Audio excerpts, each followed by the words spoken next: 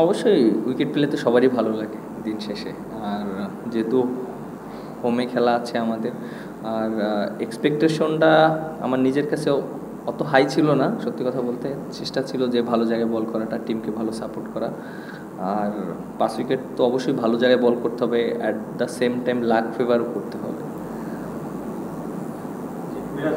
রাওয়ালপিন্ডিতে সবশেষ 5 উইকেট পেয়েছিলেন, অনার্স বোর্ডের নামও লিখেছিলেন, নিশ্চয়ই এটা ভালো লাগা কাজ করে যখন চ্যাম্পিয়ন্স ট্রফিতে গিয়েছিলেন, নিজের নাম অনার্স বোর্ডে দেখলে তো আলাদা একটা মোটিভেশনে কাজ করে। এই যে বাংলাদেশের কোনো স্টেডিয়ামে অনার্স বোর্ড নেই, এই কালচারটা শুরু হলে নিশ্চয়ই যারা এই যে সেঞ্চুরি করবে, 5 উইকেট পাবে, ভবিষ্যতে যখন খারাপ সময় যাবে বা এই ধরনের অর্জনগুলো চোখের সামনে পড়লে নিশ্চয়ই সেলফ মোটিভেটেডটা চলে আসবে। একটা জিনিস দেখেন, প্রত্যেকটা মানুষের অর্জন এটা কিন্তু ভালো লাগার বিষয়, কারণ অর্জন কিন্তু একদিনে আসে না, অনেক কষ্ট করতে হয় তারপর অর্জনটা আসে। যেটা বললেন যে রাওয়ালপিন্ডিতে ওখানে 5 উইকেট পেয়েছিলাম, আর নাম দেখেছি, ভালোই লেগেছে যখন চ্যাম্পিয়ন্স ট্রফি খেলতে গিয়েছি।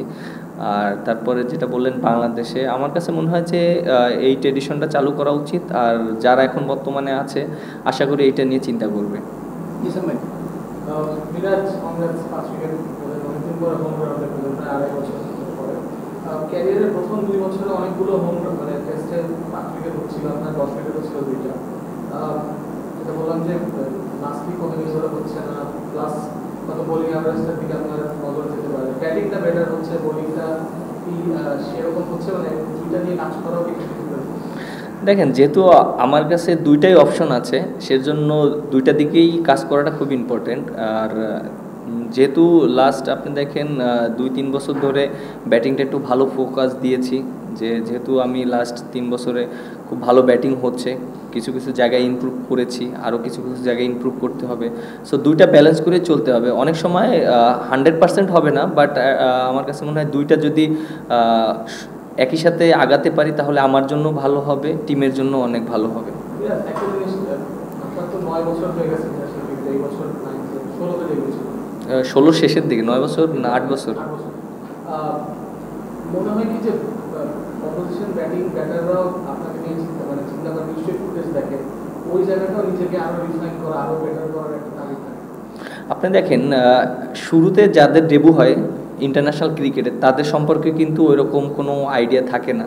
তারপরে যখন অনেকগুলো ম্যাচ খেলে ফেলে, 1-2 বছর খেলে, তারপরে তার সম্পর্কে জানা শুরু হয়। তারপর যখন লং টাইম খেলে তার সম্পর্কে আরও বেশি ভালো মতন জানা হয়। সো হ্যাঁ, এটাও অবশ্যই অনেক ইম্পর্টেন্ট যে যেহেতু খেলাটা সবাই দেখে, ভিডিও ফুটেজ আছে যে কার কোন জায়গায় উইক আছে, কার কোন জায়গায় ডেভেলপ করতে হবে, সেই জিনিসগুলো আমরা সব সময় জানি। আর ইন্টারন্যাশনাল ক্রিকেটের সাথে প্রতিনিয়ত আপনার ইমপ্রুভ করতেই হবে, কারণ আপনি যদি ইমপ্রুভ না করেন এখানে আপনি সার্ভাইভ করা অনেক ডিফিকাল্ট, কারণ এখানে সব ওয়ার্ল্ড ক্লাস প্লেয়াররা খেলে। আপনি দেখতেই পাচ্ছেন জিম্বাবুয়ে বল করছে, বাট ওরা কিন্তু ভালো জায়গায় বল করছে, ওরা কিন্তু অত ইজিলি আমাদেরকে স্কোরিং বল দিচ্ছে না, বা আমরা উইকেট নিচ্ছি অত ইজিলি নিচ্ছি না।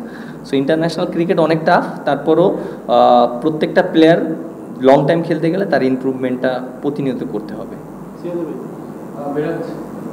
ওয়ালটন আবারও মিলিনিয়ার অফারে ওয়ালটন ফ্রিজ কিনে আপনিও হয়ে যেতে পারেন মিলিয়নিয়ার। অভিনন্দন, আপনার 5 উইকেট পেয়েছেন, কিন্তু তার সঙ্গে একটা বিষয় হচ্ছে যে আপনি কি একটা ভীষণ নিয়ে বলছেন সেখানে সাকিব আল হাসান যেমন ব্যাটিংয়ে বেশি ফোকাস করতেন, তার বোলিংটা দিয়েছিলেন, আপনি সেরকম নিজের বোলিংটাকে নিয়ে হ্যাপি থাকার কারণে কি আসলে ব্যাটিংকে বেশি ফোকাস করছেন কিনা? এক, দ্বিতীয়ত বাংলাদেশ আজকে তার জন্য অবস্থাটা কেমন ছিল, দিকটা কেমন যাচ্ছে, তার টোটাল দেশটা যাওয়ার ইভেন্ট কিনা? দেখেন যে বোলিং আমার যখন কেরিয়ার স্টার্ট হয়েছিল আমি কিন্তু বলার হিসেবেই খেলেছিলাম, এবং ব্যাটিংটা ওই রকম আমি করতে পারিনি।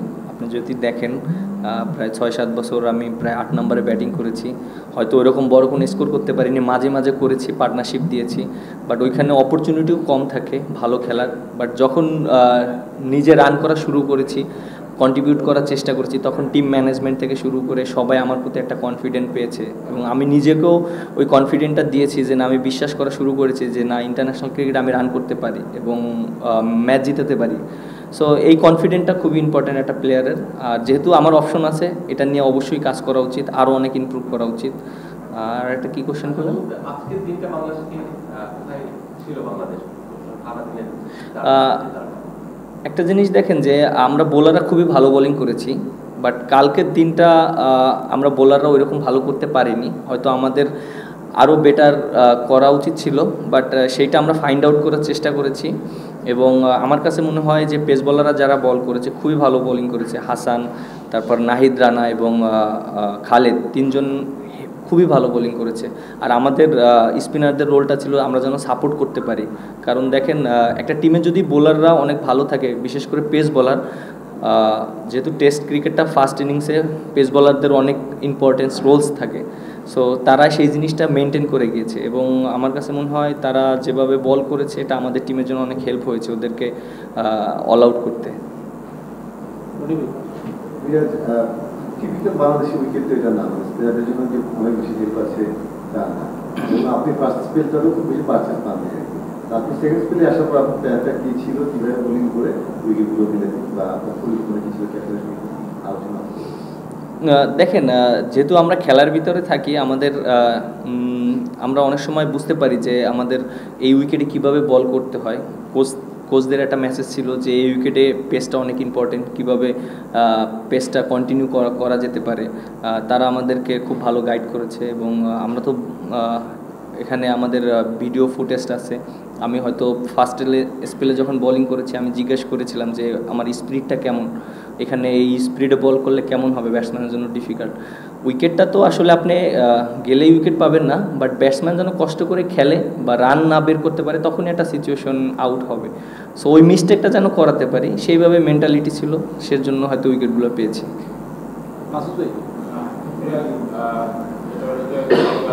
ব্যাটিং নিয়ে অনেক আলোচনা হয়েছে, একটা কথা এসেছে যে মেন্টাল এররের কারণে বাংলাদেশের ব্যাটসম্যানরা উইকেট দিয়ে এসেছে।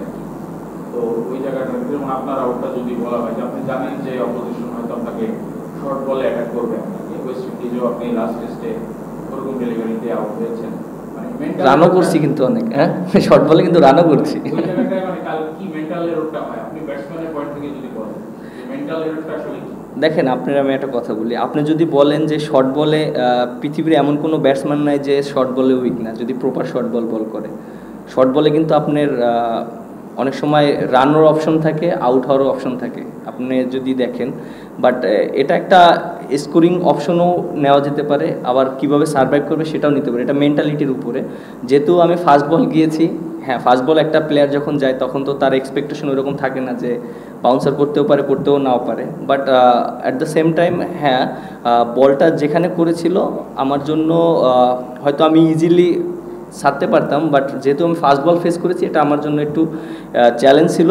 বাট আমার কাছে মনে হয় যে ইমপ্রুভ করার অনেক জায়গা আছে, সো আমরা এটা নিয়ে কাজ করছি এবং ইনশাল্লাহ ইমপ্রুভ করব।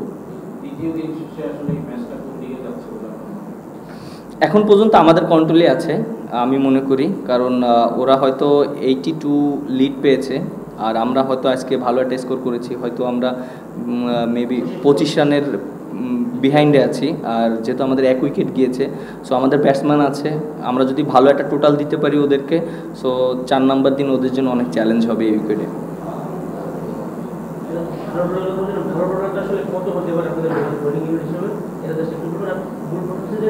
আজকে টেনেন্ডাররা যেটা হচ্ছে এন্ডারাবা বা মুজারাবা অনেকগুলো রান করেছে, এটা আসলে বাংলাদেশের প্রায় নিয়মিত একটা সমস্যা হচ্ছে।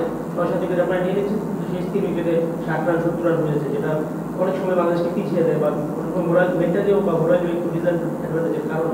এই জায়গাটা আসলে কিন্তু সময় ধরে কী হয়, এগুলো মেন্টালি আপনার তখন একটু স্থিমিত হয়ে পড়ে কিনা বা কী হয়?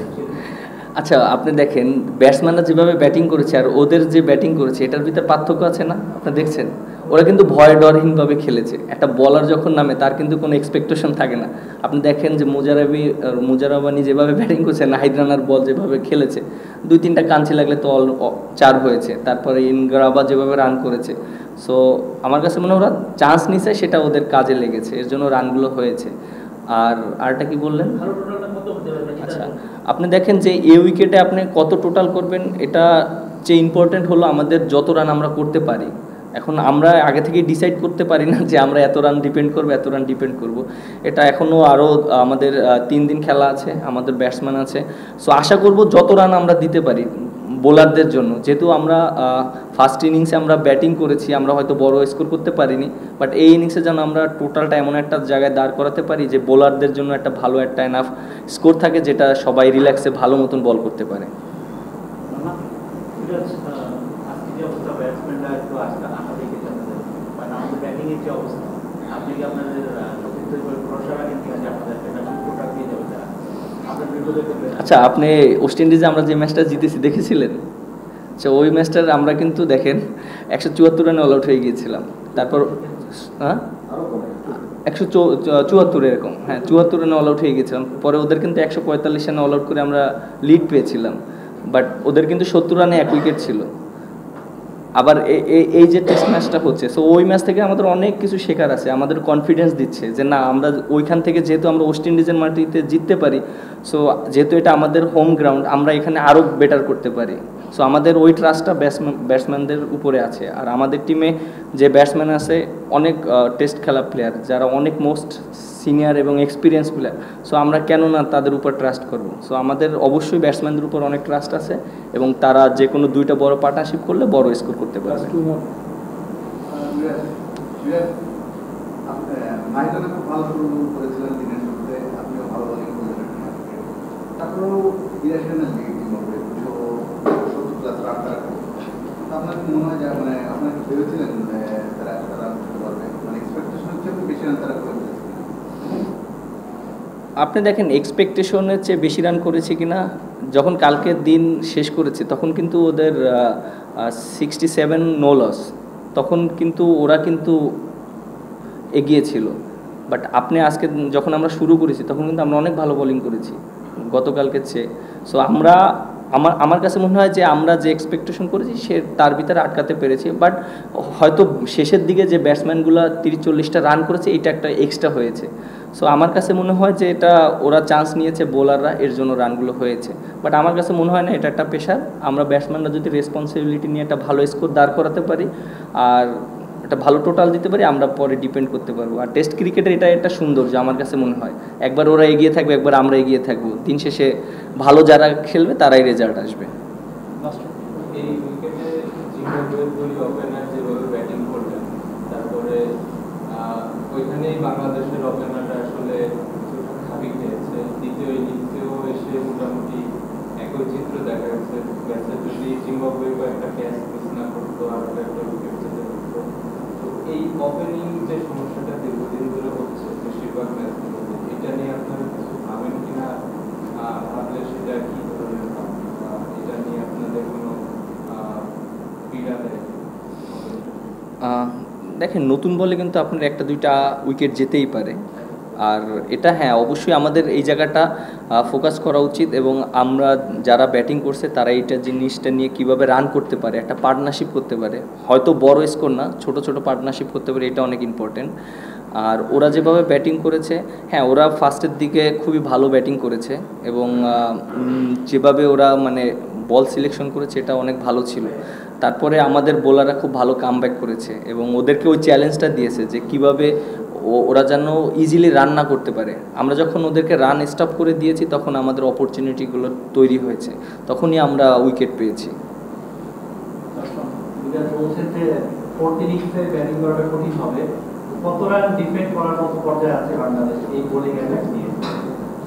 কোশ্চেনের উত্তর দিলাম না এর আগে,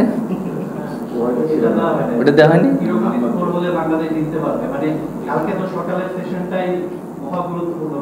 আমাদের আপনি দেখেন যে প্রথমে তো আমাদের লিগটা পার করতে হবে, আমাদের টার্গেট থাকবে যে লিগটা যেন আমরা ক্রস করতে পারি। তারপরে আমাদের একটা ব্যাটসম্যানরা যেন সবাই রেসপন্সিবিলিটি নিয়ে একটা বড় স্কোর করতে পারে। এখন যে উইকেট আছে আমার কাছে মনে হয় আমরা যদি প্রপার ব্যাটিং করতে পারি, আমরা ইনশাল্লাহ আমরা চেষ্টা করব যে আমরা যদি 350 থেকে 400 রান করতে পারি, এটা আমাদের টিমের জন্য অনেক ভালো হবে। আর একটা টেস্ট ক্রিকেটে যদি 300 রান টার্গেট দেওয়া হয় চতুর্থ ইনিংসে, এটা অপোনেন্টের জন্য অনেক ডিফিকাল্ট, কারণ উইকেটের অনেক চেঞ্জ আসবে। বাট এটা আমাদের জন্য আমাদের ওই রেসপন্সিবিলিটি নিয়ে আমাদের ব্যাটসম্যানদের ব্যাটিং করতে হবে। Thank you.